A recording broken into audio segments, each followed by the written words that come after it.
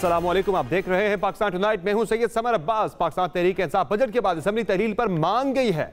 Budget के बाद assembly तहलील करने की बात बदनीयती है। ये वो मुतज़ाद बयानात हैं जो हुकूमत और पाकिस्तान तहरीक इंसाफ के कैंप से एक बार फिर सामने आना शुरू हो गए हैं, जिसने हुकूमत और तहरीक इंसाफ के दरमियान मुज़ाकरात की कामयाबी को और भी कम कर दिया है। गुज़िश्ता रोज़ 12 शो में वज़ीर दाखिला राना सनाउल्लाह ने यह खबर दी थी कि तहरीक इंसाफ बजट के बाद असेंबली तहलील करने की शर्त पर राजी हो गई है। पीटीआई क्या कह रही है? वो कौन से महीने की बात कर रही है? वो गालिबन जुलाई की बात करें कि जुलाई में इंतखाबात करवा दें। इस बात के ऊपर आबादा हो, क्योंकि बजट पेश करना जो है बड़ा जरूरी है। अच्छे हालात हैं बजट के, तो बजट अगर पेश करने पे वो आबादा हो रहे हैं तो फिर उसके बाद मामला जो है वो समझने की मुद्दत ऑलमोस्ट पूरी हो जाती है, फिर तो कोई झगड़ा नहीं। हम इसके कुछ देर बाद ही पीटीआई के चेयरमैन इमरान खान ने हुकूमत की जानिब से बजट के बाद असेंबली तहलील करने की शर्त को बदनीयती करार देते हुए इस ऑफर को बज़ाहिर मुस्तरद ही कर दिया। अगर आप 14 मई के अंदर अपनी असेंबलीज डिसॉल्व करते हैं, हम एक ही इलेक्शन के लिए तैयार हैं आपके साथ। एक नेशनल इलेक्शन हो जाए, हम समझते हैं कि हम तैयार हैं। लेकिन ये जो कह रहे हैं कि जी पहले हम बजट पास करेंगे उसके बाद असेंबलीज डिसॉल्व करेंगे, इसमें मुझे बदनीयती नजर आ रही है। ये हमारे से बदनीयती ना करें, बजट के बाद हम असेंबलीज डिसॉल्व करेंगे, क्योंकि ये हमें कबूल नहीं है। यानी एक बार फिर वो मुज़ाकरात जिनसे सियासी हिजात के खात्मे की उम्मीद लगाई जा रही थी, वो उम्मीद एक बार फिर टूटने का खदशा पैदा हो गया है और एक बार फिर से सियासी अफरा तफरी का इम्कान पैदा हो गया है।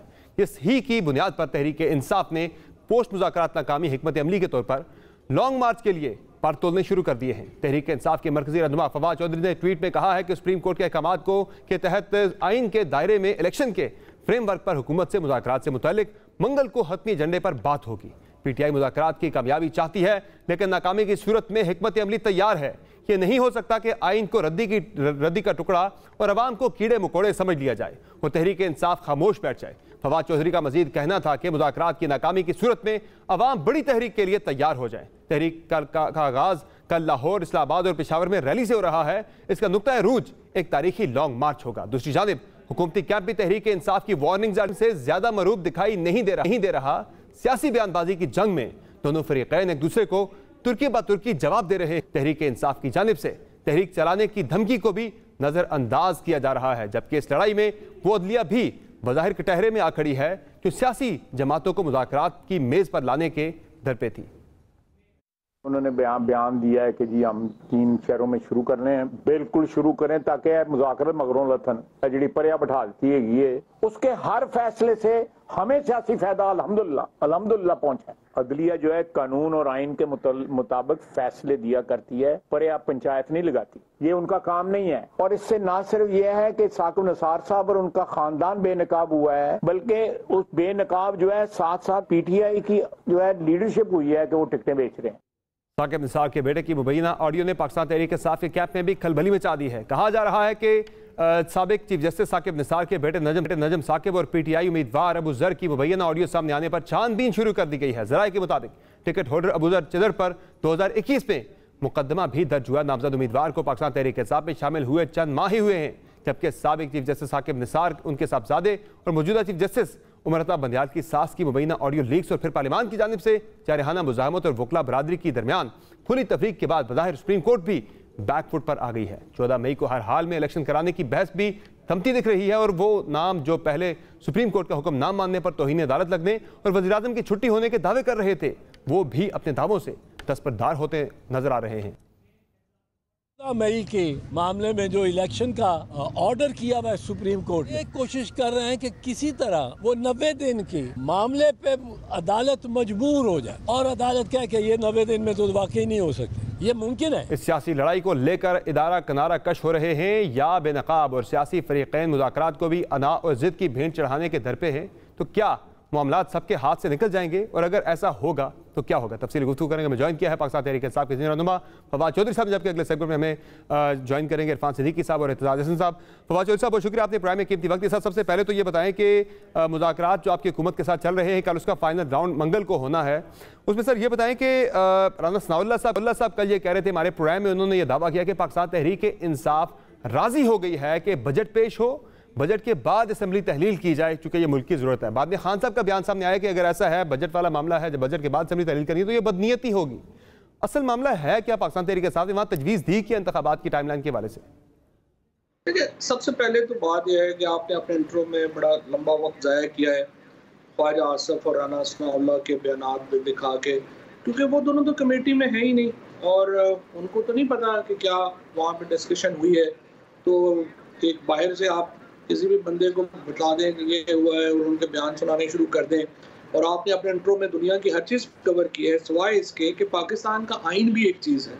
वो क्या कहता है, पाकिस्तान का आइन कहाँ खड़ा है, पाकिस्तान के आइन जो है वो इस सारी सूरत हाल में क्या कहता है। वो कहता है 90 दिनों में इलेक्शन होने हैं, और आपके नज़दीक भी और जो जिनके बयान आपने सुनवाए हैं उनके नज़दीक भी यूँ लगता है कि आइन की तो कोई हमने अहमियत ही आपका नहीं ट्वीट है। भी चलाया फवाद चौधरी साहब, इमरान खान साहब का बयान भी कल का चलाया है जो उन्होंने बात की है कल। सही है, लेकिन आपने जो ओवरऑल गुफ्तगू की है मैं उसकी तरफ रेफर कर रहा हूँ, तो उससे एहसास ये होता है कि आपके नज़दीक आइन की कोई हैसियत अहमियत नहीं है। और हैसियत अहमियत ये है कि हुकूमत क्या कह रही है और ये होगा या वो होगा। बड़ी सीधी बात है, आइन का आर्टिकल 224 कहता है 90 दिनों में इलेक्शन होने हैं। पाकिस्तान के आइन की बुनियाद ये है कि sovereignty belongs to Allah almighty, और उसको इस्तेमाल करेंगे chosen representative of people of Pakistan. ये हमारे आइन का दो बुनियादी पिलर्स हैं जिनके ऊपर हमारा आइन खड़ा है। तो अब आपका पाकिस्तान के हर शहरी का ये फ़र्ज़ है कि अगर पाकिस्तान के आइन से वो हम आज़ाद हो जाते हैं, पाकिस्तान के आइन को रद्दी की टोकरी में फेंक दिया जाता है, हर शख्स के ऊपर जद्दोजहद वाजिब है। और अगर आप अपनी जद्दोजहद नहीं करते, आप अपनी हैसियत में जद्दोजहद नहीं करते, पाकिस्तान के शहरी अपने हैसियत में जद्दोजहद नहीं करते, तो फिर आप में और जो सूडान में कोई फ़र्क नहीं रह जाएगा, आप में अफगानिस्तान में कोई फ़र्क नहीं रह जाएगा। आप लोग क्या फ़र्क है, आइन ही एक फ़र्क है ना जो एक तरीका कार देता है। वाहिद डॉक्यूमेंट है जो 50 साल से जिसके ऊपर इत्तफाक राय है, और अगर सुप्रीम कोर्ट की भी कोई हैसियत नहीं है, आइन की भी कोई हैसियत नहीं है, तो फिर तो देखिए ना, फिर तो सवाए तहरीक के और सवाए इसके कि हर शख्स बाहर निकले और अपना आइनी हक और आइन को बहाल करने के लिए बात करे, इसके अलावा कोई और रास्ता नहीं रहे। फवाद साहब, आपने लॉन्ग मार्च की बात की है कल, उसके पहले मरहले की सूरत में तहरीक के का जो कल पहला मरहला उसमें आपने कोई कल रैली निकालनी थी, आपने मार्च वगैरह करने थे मुख्तलिफ, उस पर शायद इलेक्शन कमीशन ने गालिबन पाबंदी लगा दी है। हमें कुछ देर पहले आपका बयान देख रहा था। और दूसरा, लॉन्ग मार्च कैसे चलाएंगे? आपने पहले 2 लॉन्ग मार्चेस किए, उसके कोई खातिर खान नताइज आप लोग हासिल नहीं कर सके थे, अब तीसरा लॉन्ग मार्च आप करेंगे, ये कैसे मुख्तलिफ होगा, कैसे रिजल्ट ओरिएंटेड होगा? नहीं, बेसिकली ये पीटीआई का फर्ज तो नहीं है, ये तो आपका फर्ज है, आप निकले। हम टीवी बंद हो जाएगा अगर आइन नहीं होगा, तो समर की तो नौकरी खत्म हो जाएगी, मीडिया ही नहीं होगा, आपके राइट्स ही नहीं होंगे। ये को मेरा कोई पीटीआई का या इमरान खान का या फवाद चौधरी का या हमारा तो एक इशू नहीं है। आइन खत्म हो जाएगी तो ये पाकिस्तान के हर शहरी का हक खत्म हो जाएगा। आप लोग अपनी नौकरियां आपकी खत्म होंगी, आप लोग सड़कों पे आएंगे, क्योंकि टीवी तो फिर नहीं रह सकते, मीडिया तो नहीं रह सकता। आप भी बेचारा वैसे दूल्हा लंगड़ा ही है जिस तरीके से चल रहा है। जजेस बैठे हुए, सुप्रीम कोर्ट के जजेस बैठे हैं, आपको भी बड़ा उन पे एतबार है, हमें भी बड़ा एतबार है कि वो ऐसा नहीं होने देंगे कि आइन के ऊपर कोई जो है ना ज़क आए। तो बस ठीक है, अगर सुप्रीम कोर्ट के जजेस पे आपका भी एतबार है और बिल्कुल आप सही कह रहे हैं हमारा भी एतबार है, तो आप देखते हैं आइन को बरकरार रहना चाहिए। और आइन की पहली शर्त ये है कि इंतखाबात जो हैं वो फौरन होने चाहिए।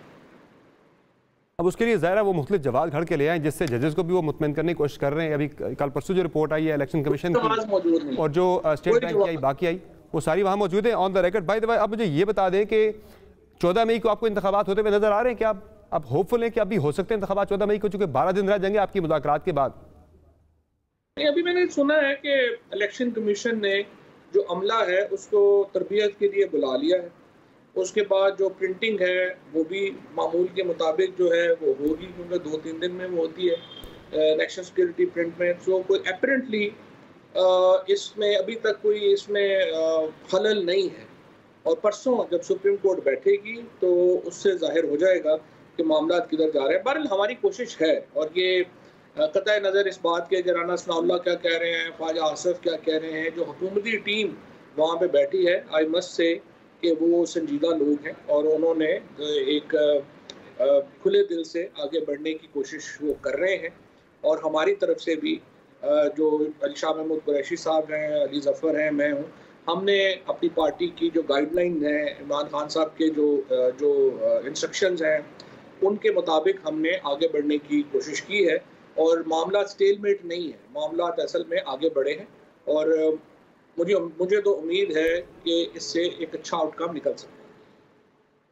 फवाद साहब, आप फिर किस महीने पे तहरीक इंसाफ का प्रपोजल क्या है, किस महीने पे मिनिमम आप उस पर मान जाएंगे? चूँकि गवर्नमेंट तो कह रही है कि हम सितंबर में इलेक्शन कराने में इंटरेस्टेड हैं कि बजट पेश करके जून में, उसके बाद सितंबर में इंतखाबात करवाए जाएँ। तहरीक इंसाफ का क्या है कि आप मैक्सिमम कितना जा सकते हैं आगे कि उस महीने में इलेक्शन हो जाए, जुलाई में, अगस्त में, किस महीने की बात? हम तो जिस तरह इमरान खान साहब का आपने क्लिप चलाया, हम तो 14 मई को कह रहे हैं ना, हम तो कह रहे हैं 14 मई को करें। और वो भी हम देखें, वो हम पीटीआई का कुछ सितंबर में कोई यहाँ पे ये नहीं हो जाना कि जुलाई में अगर हुकूमत जाएगी तो कोई हमारा ग्राफ नीचे आ जाना है। हमारा ग्राफ तो अल्हम्दुलिल्लाह बढ़ ही रहा है और इमरान खान जो है उनकी भी जो पॉपुलैरिटी है उसमें इजाफा ही हो रहा है। हमारा मसला सिर्फ ये है कि जो हम अर्ज करने की कोशिश कर रहे हैं कि देखिए, एक हुकूमत जिसने बजट के फौरन ये तो आइडियल सिनेरियो ना कि 14 मई को इंतखाबात हो जाए। वर्स्ट के सिनेरियो की बात मैं करूँगा, कितना आप आगे जा सकते हैं, क्या आपने रखी है कोई टाइमलाइन ज़हन में? मैं आपसे यही अर्ज कर रहा हूँ ना, हमने कहा है 14 तारीख तक आप जो है वो सारी असम्बलियाँ डिसॉल्व अगर करते हैं तो उसके बाद 60 दिनों में इलेक्शन जो है वो होने चाहिए। यानी आप समझे जून में इलेक्शन जो है वो होने चाहिए।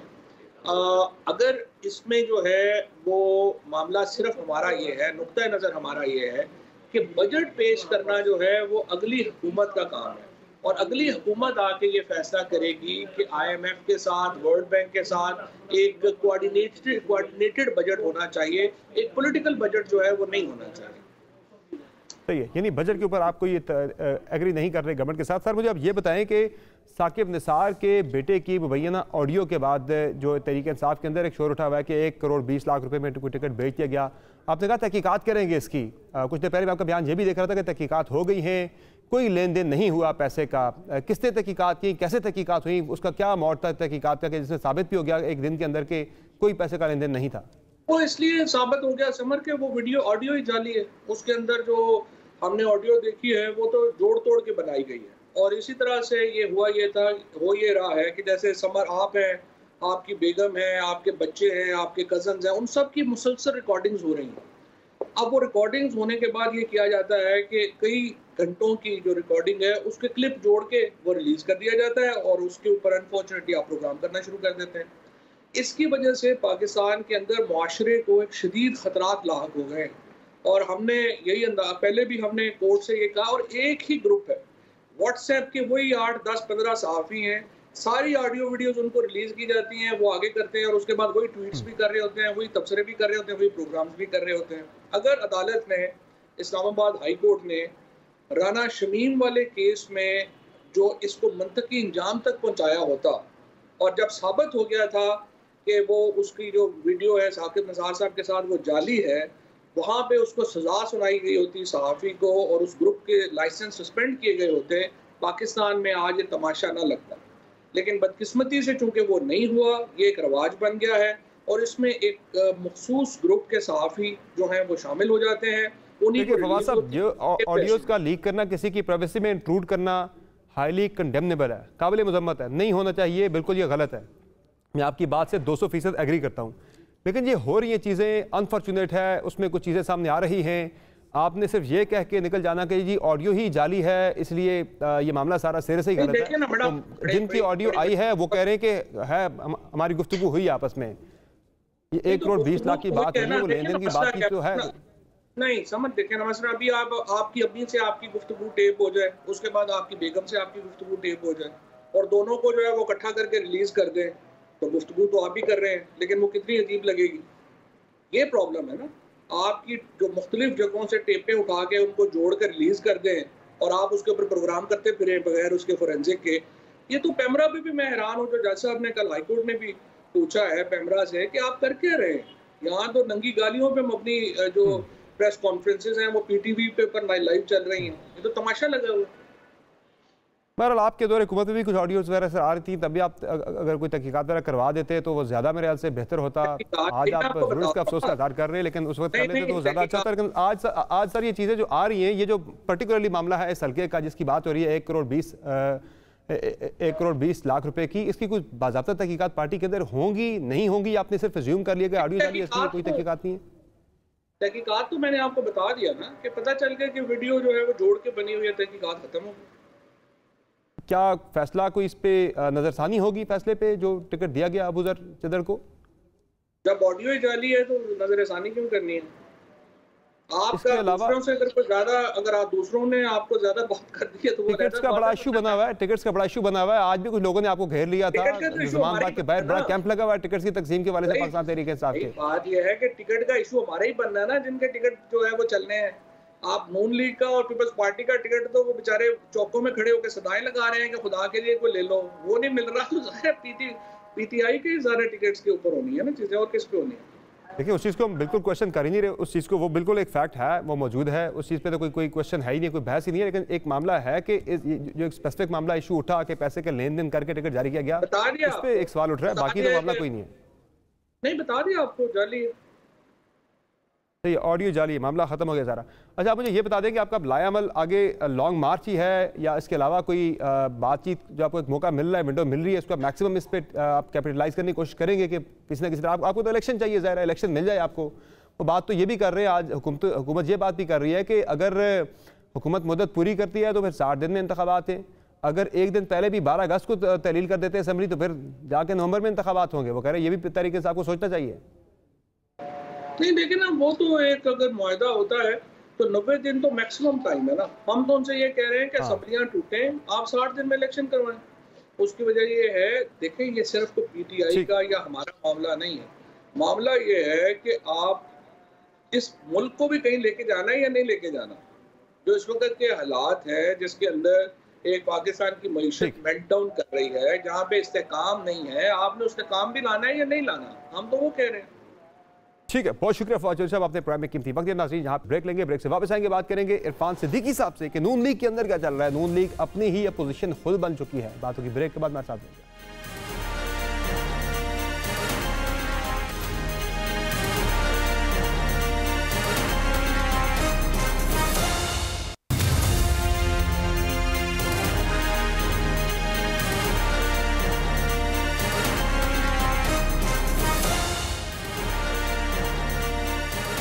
वेलकम बैक नाज़रीन। पाकिस्तान मुस्लिम लीग नवाज हुकूमत में भी है, अपोजिशन ही अपनी खुद ही है, चूँकि एक तरफ माली बदनामी के इल्ज़ाम भी अपनी हुकूमत के अंदर से लग रहे। शाहिद हसन अब्बासी ने 20 अरब की गंदम चोरी का इल्ज़ाम लगा लिया। इससे पहले फाइनेंशियल जो हुकूमत की कारकर्दगी है उस पर भी नून लीग के अंदर से सवाल उठ रहे हैं और गवर्नेंस के वाले से भी सवाल उठते रहते हैं। मुज़ाकरात के वाले से PMLN के अंदर बड़ी मुनक़सिम आ रहा है। लेकिन शाहिद हसन अब्बासी के जो सवाल उठे वो बड़े संजीदा है कि 20 अरब की गंदम जो है उस पर खुद की गई। चल कर नून लीग के अंदर हम बात करेंगे मुस्लिम लीग नून के सेनेटर इरफान सिद्दीकी साहब से। सर, बहुत शुक्रिया, आपने प्राइम में कीमती वक्त। सर, ये बताएं कि आपकी जमात हुकूमत भी है लेकिन अपोजिशन भी आपकी अपनी ही जमात का किरदार अदा कर रही है। शाहिद हसन अब्बासी साहब ने इल्ज़ाम लगा दिया कि 20 अरब की गंदम चोरी का, फिर मुज़ाकरात के हवाले से आपकी पार्टी में बड़ी मुनक़सिम रहा है, कोई कह रहा है होने चाहिए, कोई कह रहा है नहीं होने चाहिए, और फिर मईशत के हवाले से भी मिफ्ता इस्माइल साहब आईना दिखा रहे हैं सागदार साहब को बार बार। ये चल क्या रहा है, ग्रुपिंग है या सोची समझी हिकमत अमली के तहत हो रहा है? बहुत शुक्रिया समर। मैं ये तो नहीं कह सकता कि ये सब कुछ किसी भी पार्टी के जमहूरी तशख़्ख़ुस की अलामतें होती हैं। आरा तो मुख्तलिफ होती हैं, सोच मुख्तलिफ होती है, और पार्टी के अंदर जब बात होती है तो एक से ज़्यादा, दो से भी ज़्यादा आरा सामने आती रहती हैं। आजकल असल में दौर एक ऐसा आ गया है, वक्त ऐसा आ गया है कि बड़ा एक खुला डोला सा माहौल हो गया है। सोशल मीडिया बड़ा स्ट्रांग हो गया है, मीडिया भी बड़ा तवाना हो चुका है, तो हमारी छोटी मोटी बात भी, सरगोशियाँ भी, चाय खानों के अंदर गुफ्तगुएँ भी, ये सारी चीज़ें। लेकिन इसका ये मतलब नहीं है कि हम बिल्कुल मुतज़ाद एक दूसरे से आ रहा और सोच रख। जहाँ तक पार्टी की उसूली मामलात का ताल्लुक़ है, पार्टी के मंशूर का ताल्लुक़ है और हुकूमत के हवाले से बड़े बड़े इक़दामात का ताल्लुक़ है, हमारे दरमियान कोई इख्तलाफ नहीं है। जहाँ तक PTI से मुज़ाकरात का मामला है, इसमें इख्तलाफ राय है और बड़ा खुला डुला किस्म का इख्तलाफ राय है। मरीम नवाज़ ने जो कुछ कहा, मैं ख़ुद भी अपने आप को सोच के बड़ा करीब पाता हूँ। इसलिए नहीं कि मुज़ाकरात के ख़िलाफ़ हों, इसलिए कि जिस जमात के साथ हम मुज़ाकरात कर रहे हैं उसका ट्रैक रिकॉर्ड कोई मुज़ाकरात के हवाले से, जमहूरी वैल्यूज़ के हवाले से, पार्लिमानी अक़दार के हवाले से, सियासी अखलाकियात के हवाले से कोई बहुत मुस्बत किरदार नहीं। अगर इक़रार कामयाब नहीं होते तो पाकिस्तान तहरीक इंसाफ ने प्लान B तैयार कर लिया है। वो कह रहे हैं कि हम लॉन्ग मार्च करेंगे, भरपूर तहरीक चलाएंगे। कैसे निपटेंगे इस तहरीक से सर आप? जी समर साहब, अगर इनके ऐलानात पे होता अगर इनके लॉन्ग मार्चेस पे होता, अगर इनके जलसों पे होता, अगर इनके धरनों पे होता, तो अप्रैल 2022 के ये फारिग हो चुके हैं। दर्जनों जलसे हो चुके, दर्जनों धरने हो चुके, लॉन्ग मार्च हो चुके। वो ज़ख्मी टांग के बावजूद पिंडी आ गए थे लॉन्ग मार्च करते हुए, कुछ नहीं हुआ ना। तो अगले 2-3 महीनों के अंदर भी अगर यही पुरानी लकीर वो पीटना चाहते हैं तो पीट लें। इलेक्शन तो अगर वो एग्री नहीं करते किसी फार्मूले पे तो अक्टूबर में होने हैं, और अक्टूबर में भी समर इस तरह होंगे कि अगर 13 अगस्त तक पार्टियां हुकूमतें अपना वक्त पूरा करती हैं, अगर 13 अगस्त से एक दिन पहले 12 अगस्त को भी असम्बलियां तोड़ दी जाती हैं तो इलेक्शन अक्टूबर में भी नहीं होंगे, इलेक्शन फिर नवंबर में चले जाएंगे। तो सर ऐसी कोई तजवीज़ और है कि इंतखाबात जो है वो नवंबर में जाके कराई जाएँ और असम्बलियाँ एक दिन पहले तहलील कर दी जाए मुद्दत पूरी होने से पहले? नहीं, ऐसा कोई ऑप्शन नहीं है। हम तो सितंबर तक भी जो अखबारी खबरें हैं उनको पेशकश कर चुके हैं। मैं तो एक आईनी पोजीशन बता रहा हूँ ना, अगर असम्बलियाँ पूरी करती हैं वक्त तो 60 डेज चाहिए। अगर एक दिन पहले असम्बलियाँ टूट जाती हैं तो 90 डेज पे बात चली जाएगी। तो हुकूमत के पास तो है ना ऑप्शन, ये गौर कर रही है या नहीं कर रही है, मैं ये नहीं कह रहा हूँ। तो खान साहब को इन इम्कानात को भी ज़हन में रखना चाहिए। मामला सिर्फ इख्तलाफ राय का नहीं है, मामला अब बड़े इल्ज़ामात बड़े संगीन लग रहे हैं। शाहजहां खान अब्बासी साहब ने आपकी गवर्नमेंट पर इल्ज़ाम लगा दिया है कि वो 20 अरब रुपये की गंदम में खुद बुर्द की गई है। मैं आपको उनका बयान सुनाता भी हूँ, फिर मैं आगे इस पर चल के बात करेंगे। ज़रा सुन लें सर। तमाम जमातें जो पार्लियामान में लोग लेकर आई थी, आप इन सब को ले लें, आप 10 मेंबर की काबीना नहीं बना सकते। ऐसे लोगों को लाया गया जो वहाँ पे बैठने की अहलियत नहीं रखते। अभी ये हमने आटे का निज़ाम 84 अरब रुपया आटे की तकसीम हुई है। मैं माजरत से कहूँगा कि इसके अंदर 20 अरब से ज़्यादा की चोरी हुई है। तो सर ये बताएं मुझे कि इतना बड़ा इल्ज़ाम लग गया, तहरीक साहब तो कह रही है कि नैब में मामला भेजा जाना चाहिए, तहकीकात होनी चाहिए इसकी, ये क्या हो रहा है सर? अगर ऐसा है तो ज़रूर तहकीकात होनी चाहिए। PTI का मुतालबा नहीं है, फिर मैं भी मुतालबा करूँगा कि अगर शाहिद खान साहब ने इस तरह की बात कही है तो उनके पास शवाहिद होंगे, वो शवाहिद लेके आएँ। आज वज़ीर इत्तलात ने भी इस पे बयान दिया है, पंजाब के निगरान वज़ीर इत्तलात भी बोले हैं इस पे। ये एक एग्जैक्ट फिगर दी है उन्होंने जी कि इतने अरब का इसमें घपला हो गया है, तो उनके पास अगर कोई शवाहिद हैं। लेकिन मैं समर ये महसूस करता हूँ कि पार्टी के अंदर रहते हुए इस तरह के मामलात अगर आएंगे ना तो उनको ज़रूर शेयर करना चाहिए वज़ीर आज़म से। वज़ीर आज़म इन मामलात के अंदर बड़ा उम्दा, बड़ा ज़बरदस्त रिकॉर्ड रखते हैं। शाहबाज साहब वो एक पाई की करप्शन जो है उसको बर्दाश्त नहीं करते। अगर उनके सामने लाए जाते हैं शवाहिद तो वो ज़रूर कार्रवाई करेंगे। बहुत मुनासिब होता कि वो ये बातें उनको एतमाद में, पार्टी का हिस्सा हैं, पार्टी के सीनियर रहनुमाओं में साबिक वज़ीर आज़म है, राब्ता रहता है, मुशावरत रहती है उनकी, बड़े मियाँ साहब से मिलते रहते हैं। तो बजाय इसके कि वो किसी ओपन फोरम के अंदर ये बात करते तो ज़्यादा, ये इख्तलाफ राय वाली बात नहीं है, ये तो एक वाज़ेह इल्ज़ाम है ना। मुज़ाकरात के हवाले से ख्वाजा आसफ साहब का भी एक बयान आया है, तो ठीक है, मैं भी समझता हूँ कि ज़्यादा ये समरावर नहीं होंगे ये मुज़ाकरात। लेकिन ये कहना कि जी इस हुकूमती प्लान के अंदर इतना घपला हो गया है, ये बड़ा एक स्पेसिफिक एलिगेशन है। इस पे मेरा ख्याल है कि उन्होंने सोच समझ के किया होगा, और अगर सोच समझ के किया है तो वो इसको लेके आए रिकॉर्ड पे। मतलब ये सिर्फ पहला मौका नहीं है, इससे पहले भी शाहिद खान अब्बासी साहब अपनी ही गवर्नमेंट के ऊपर वो तनकीद कर चुके हैं कई मामलात के ऊपर। क्या लग रहा है आपको, वो क्यों ऐसा कर रहे होंगे? आपकी कैलकुलेशन क्या है, आपकी इन्फॉर्मेशन क्या है कि कोई नाराजगी उनकी पार्टी के साथ या गवर्नमेंट के साथ? ये तो समर देखें, वो आपकी दस्तरस में है, मीडिया की दस्तरस में है, और मीडिया के साथ जितना वो ताउन करते हैं, मीडिया पे जिस तसलसल के साथ आते रहते हैं, आप तो बासानी उनको बुलाएं, उनसे पूछें, वो खुद इसकी वजाहत करें। सर ये उनसे इंशाल्लाह पूछ लेंगे क्यों वो कर रहे हैं ऐसा। अब ये बता दें सर कि बाजवा साहब के बेटे के वाले साहब ने बड़े इंटरेस्टिंग आपने कॉलम लिखे हैं। साकिब निसार साहब के बेटे की कहानी भी सामने आ गई है, इससे पहले इफ्तिखार चौधरी साहब के बेटे की कहानियाँ भी ज़ुबान ज़द-ए-आम रही। ये अहम शख्सियात के बेटों का सिस्टम में कितना अमल दखल होता है सर? नहीं, अपना समर मेरा ख्याल है बड़ा अच्छा किया आपने ये सवाल कर लिया। मैं टू बी वेरी फेयर, मेरा जो बाजवा साहब के बेटे से साथ से राब्ता था वो कोई सियासी राब्ता उस हवाले से नहीं था। सॉरी, ये हमारे दरमियान एक निज़ाम तय हुआ था मेरे और आर्मी चीफ के दरमियान कि हम जो बातचीत होगी वो साद के हवाले से करेंगे। साद महज एक ज़रिया था, साद ने कभी कोई सियासी मुदाखलत नहीं की। साथ कभी अपनी हदूद से आगे नहीं बढ़ा। उनका पैगाम मुझ तक पहुंचा देता था, मेरा पैगाम उन तक पहुंचा देता था। उसका मनसब जो था वो इसी हद तक था, और वो उसने ये किरदार जो है वो बड़ी उम्दगी के साथ निभाया है। वो अपनी हदूद क़यूद के अंदर रहा है और कभी नहीं निकला। ये जो बाकी दो किरदारों की बात कर रहे हैं, ये तो बहुत आगे की चीज़ें हैं। ये तो करप्शन का मामला है, 1 करोड़ 20 लाख रुपए की बात है, और इसकी तहकीकात होनी चाहिए। ये बिल्कुल डिफरेंट इशू हैं।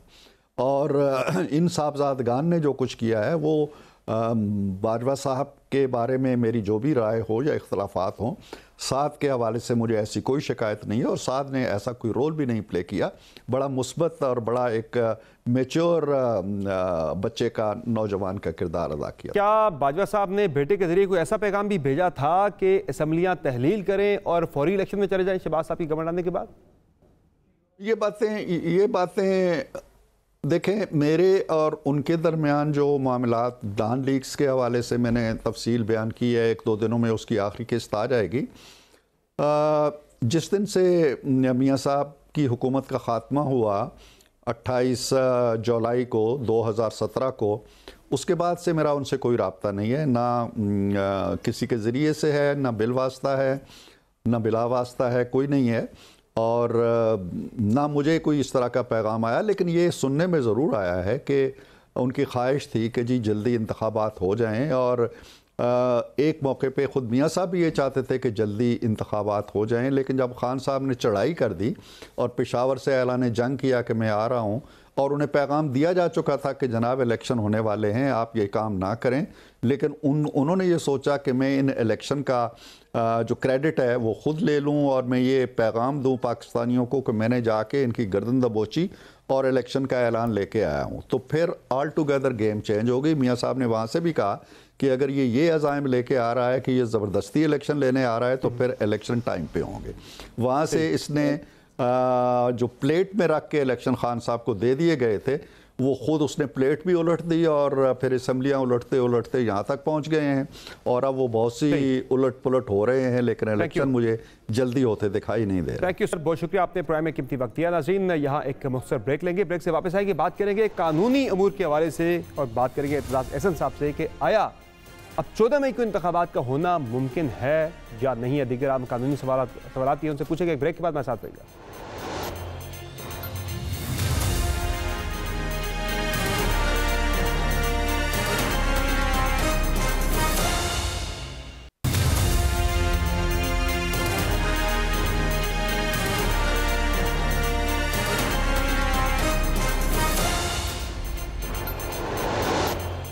Welcome back. नाज़रीन, प्रोग्राम में हमें ज्वाइन किया है सीनियर कानूनदान एतजाज़ एहसन साहब ने। एतजाज़ साहब, बहुत शुक्रिया, आपने प्रोग्राम में कितनी वक्त दी। सर ये बताएं कि 14 मई को इंतखाबात में अब सिर्फ 14 दिन ही रह गए हैं, और इसमें आपको लग रहा है कि इंतखाबात मुमकिन होंगे 14 मई को, चूँकि सिर्फ 2 हफ्ते रह गए? सर नहीं, 14 मई वाला तो हो सकता है कि इन्होंने बदनीयती से, चीफ इलेक्शन कमिश्नर की बहुत इसमें बदनीयती नजर आती है कि ये इन्होंने खुद इसको बना दिया है एक वर्चुअली एन इम्पॉसिबल टास्क। अब अगर इम्पॉसिबिलिटी क्रिएट की जाए तो हो सकता है ये अदालत की स्वाबदीद है, वो 10 दिन 15 दिन और दे दे, 16-17 दिन को अप्रोप्रिएट दे के, और इनको रख दे, उसको कर्टेल कर दे। जो पार्टीज की कैंपेन के दिन होते हैं उनको कर्टेल कर दे, और वो कोशिश करे स्क्वीज इन करने की शॉर्टेस्ट पॉसिबल टाइम पे। हो सकता है वो कमीशन को कहे कि शाम तक आप बना के ले आओ और शेड्यूल लाओ, जो आप कर सकते हो उसको फिर हम रिव्यू करेंगे। तो हो सकता है, ये मुमकिन है। तो एजाज साहब, क्या हुकूमत और तहरीक इंसाफ की तरफ जो मुज़ाकरात चल रहे हैं उसमें अगर कोई इलेक्शन की तारीख पे इत्तफाक राय हो जाता है बजट पेश करने के बाद, तो पंजाब और केपी का बजट कैसे पेश होगा? वहाँ तो केटकर गवर्नमेंट है सर। कि उसकी कोई इतनी गुंजाइश नहीं है।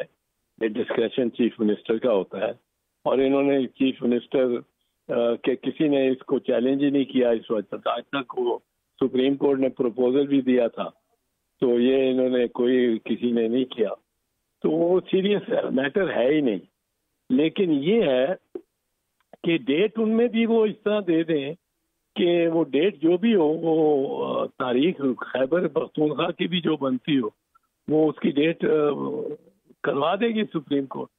क्योंकि ये तो इम्पेरेटिव है ना। देखें, इसमें तो कोई कलाम किसी को भी नहीं है, यहाँ तक कि मौलाना फजल रहमान को भी नहीं है, और जजेस तो अलावा और वकील के अलावा उनको भी नहीं है।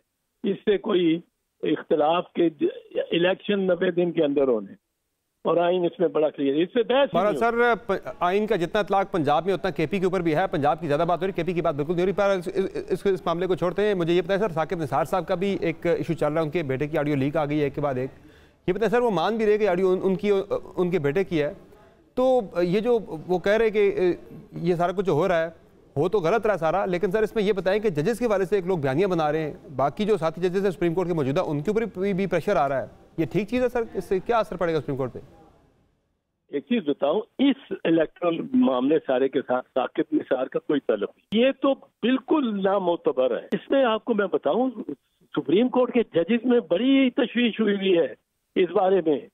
ये जो इन्होंने निकाली है अपनी तो से टेप, एक उमर बंदयाल साहब की सास साहिबा की, और वो अपनी सहेली से एक से बात कर रही हैं, 2 ख्वातीन बात कर रही हैं। हुकूमत हर सुप्रीम कोर्ट के जज ही के नहीं, उनकी बेगम के, उनके दादा पर दादा के, उनकी दादी पर नानी के, उनके कजन्स के, उनके दोस्तों के, एक पूरा घेरा डाला हुआ है 20-25 अफराद पर जज, जिनको वो टेप कर रहे हैं। अब यहाँ तशवीश ये है कि ये अच्छे जज सुप्रीम कोर्ट के हैं कि एग्जेक्टिव उसका ये शरीफ का ये हिस्ट्री है। उन्होंने भाई साहब, आप ये ना भुलाएं, 1997 में वो लड़ा दिया था जजों को, 2 बेंच अलग-अलग ही बैठ गए थे, मर्जर ही कोई नहीं था होता, और वो अलग-अलग बैठ के उन्होंने चीफ जस्टिस अपने को डिसमिस कर दिया था। ये इन्होंने शरीफ से किया है। They are very adept and competent in this. Islamabad में सर कुछ इस तरह की अफवाहें भी फैलाई जा रही हैं कि जस्टिस बंदयाल साहब जो है वो शायद छुट्टियों पे चले जाएं, और जजेस के दरमियान जो इस वक्त रिफ्ट है, तकसीम है सर, वो भी जुबान से आम है सर। ऐसे में सुप्रीम कोर्ट किस तरह से आगे बढ़ सकती है सर? नहीं, चीफ जस्टिस को कोई छुट्टी जाने की जरूरत नहीं है। वुकला सारे उनके साथ हैं। ये जो वुकला की कल का मीटिंग किया उन्होंने, पाकिस्तान बार काउंसिल तो होती इंडायरेक्टली इलेक्टेड है, वो तो पाकिस्तान बार काउंसिल तो होती इनडायरेक्टली इलेक्टेड। उसका तो 6 वोट ले लो या 8 वोट ले लो, बार काउंसिल के, लोकल प्रोविंशियल बार काउंसिल के तो आप मेंबर हो जाते हो। ये जो समझते हैं ना कि हमने समन करना है और प्रिविलेज कमेटी ने ये कर देना है और ख्वाजा आसिफ ने ये कह दिया वो कह दिया, ये भी यूनाइट कर रहा है जुडिशरी को चीफ जस्टिस बंदयाल के पीछे। और जजेस ये सोचने को मजबूर है कि हम अपने चीफ जस्टिस को भेजेंगे एक उस कमेटी के सामने। ये उनको मतलब है जितनी एक धमकियां दे रहे हैं वो राना सनाउल्लाह ने, क्यों नहीं बुला सकते, हम भी बुलाएंगे। सर ख्वाजा आसिफ से या राना सनाउल्लाह से पहले ये मुतालबा बिलावल भुट्टो जरदारी ने किया था कि जजेस को 3 रुकनी बेंच को इस्तेकाक कमेटी में तलब करना चाहिए। सर मैं आपको अर्ज करूं, उनको जो मैंने जो रीड किया है वो इस हद तक है कि वो उन्होंने कहा कि matter be taken up in the privileges. When the matter is taken up in the privileges committee, it will be explained to them कि ये आप जब डिस्कस नहीं कर सकते, आर्टिकल 68 के तहत आप जज की कॉन्डक्ट को डिस्कस ही नहीं कर सकते, तो अब उसको आप उसको डिस्कशन के अलावा उसको तलब कर रहे हैं, तो ये तो constitution will not allow it and it does not allow it. And I have no hesitation in speaking for the constitution. जो कॉन्स्टिट्यूशन कहती है वो तो ये कहती है कि आप उस जज के कारकर्दगी को या किरदार को आप उससे बहस ही नहीं करते। बिलावल साहब ने बाय द वे जजेस 3 रुकनी बेंच को समन करने की बात की थी इस्तेकाक कमेटी में, कहा था कि स्पीकर साहब सिर्फ खत से काम नहीं चलेगा, उन्हें बुलाएं। अब पीपल्स पार्टी की जो इस लीगल बैटल पे जो पोजीशन है, आप उससे मुतमईन हैं? मैं भी आज उनको I message in this, he is open to revising his opinion also. I message आज करूंगा, मुझे आपने इस सोचो दिला दिया, अगर उन्होंने कहा मैंने जहाँ तक सुना था उन्होंने कहा था कि प्रिविलेजेस कमेटी में मैटर लिया जाए। वो तो लाजमी, वो तो प्रिविलेजेस कमेटी में ही जाएगा ना।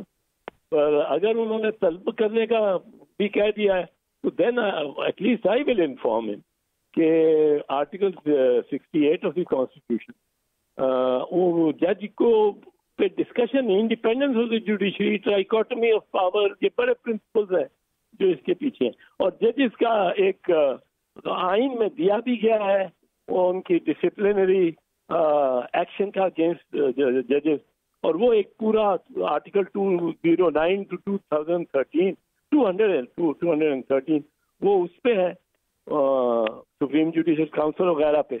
तो ये कोई मतलब है ये इससे मसला नहीं, पर जजेस जो हैं वो इस बात पे सर्टनली सब तशवीश में है कि आप फिर तलब ही करते रहोगे वो जजमेंट तो उन्होंने देते रहना है। वो जजमेंट से एक पार्टी ने तो नाराज होना ही होना है, तो वो चलेगी ये इनको इस तरह नहीं। And the lawyer, the body of lawyer जो वो खड़ी रहेगी वो चीफ जस्टिस के साथ। ये देखिए एक अदालत का इंटरनल मैटर है जो जंजीरें पहनाने की कोशिश है ये नून लीग की। और नून ने मतलब है मैं 1997 में बताता हूँ कि उनका तो तरीका ये रहा है।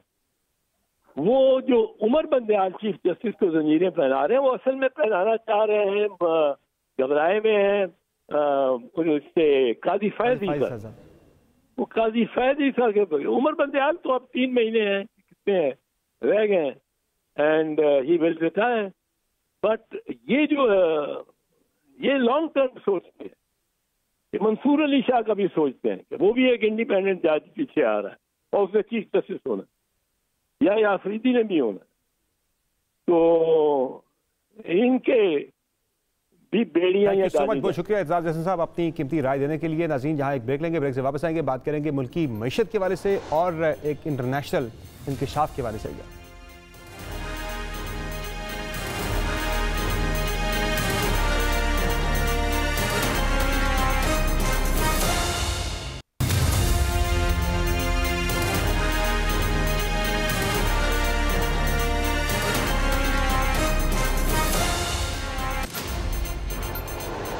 नाज़रीन पाकिस्तानी मईशत की हालत दिन ब दिन बिगड़ती जा रही है। ऐसे में शहबाज ज़रीर साहब ने कुछ तजावीज़ सामने दी हैं कि किस तरह से इस मुआशी बहरान से निकलना चाहिए। हमें प्राइम में ज्वाइन भी कर रहे हैं। शहबाज ज़रीर साहब बहुत शुक्रिया आपने प्राइम अपने कीमती सर ये बताया कि इस वक्त पाकिस्तानी मईशत की जो सूरत हाल है बिल्कुल चौक हो गई है, एक्सपोर्ट नहीं हो रही, IMF प्रोग्राम हमारा आगे थ्रू नहीं हो पा रहा। ऐसे में इन चैलेंजेस से निकलने के लिए आप क्या समझते हैं कि क्या करना चाहिए पाकिस्तान को, किस तरह से हमें आगे निकलना होगा इससे? देखिए पाकिस्तान की मईशत, जिस तरह मैं पहले बड़े अरसे से ये कहता रहा हूँ कि एक बड़े रेगुलर तरीके से, बड़े कंसिस्टेंट तरीके से तनज़्ज़ुली की तरफ जा रही थी। और जो कुछ भी आज हमारे सामने है ये कोई ऐसी चीज नहीं है जो मेरे लिए अनएक्सपेक्टेड थी, और ये वो उसी तरफ हम आगे बढ़ रहे हैं। और जिस तरह शायद आपने पता नहीं उसको स्टडी किया या नहीं किया, इकोनॉमिक्स का जो इकोनॉमिक्स साले का जो इकोनॉमिक इंटेलिजेंस यूनिट है उसने अपना रिव्यू रिलीज किया है परसों। उन्होंने कहा है कि वो मेंटेन करते हैं कि पाकिस्तान 2024 में सॉवरेन डिफॉल्ट में चला जाएगा। ये उनकी व्यू है, मैं नहीं कह रहा कि मेरा व्यू है। तो सब चीजें वो कंट्रोल से बाहर हो गई हैं। तो ये हालात जो आज पाकिस्तान में है, आज जो 30 अप्रैल को, ये पाकिस्तान के लिए कोई अच्छा मतलब कहते हैं अच्छा मुस्तकबिल जाहिर नहीं कर रहे। इससे निकलने का पहला तरीका तो ये है कि हम सबसे पहले चाइनीज के साथ अपना सेटलमेंट करें लोन के लिए।